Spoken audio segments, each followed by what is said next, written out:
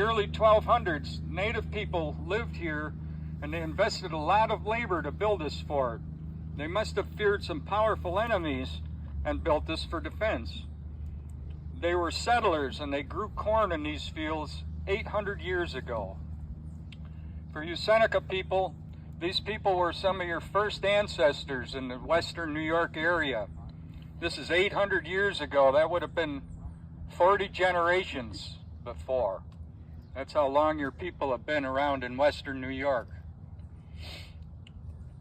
In 1788, Reverend Kirkland, who lived with the Oneida, visited this fort site, and his journal is the first historical documentation of what is now Oakfield and of this site.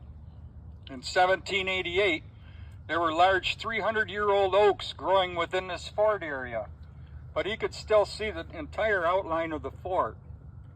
60 years later, 1848, E.G. Squire visited the fort and was actually able to draw a detailed layout with the entranceways. And he wrote in his book that this fort in Oakfield was the best preserved earthworks of any of the fort sites that he had visited in the Niagara frontier. In 1848, the fort site still contained huge trees and stumps of dead oaks that had lived their course and died.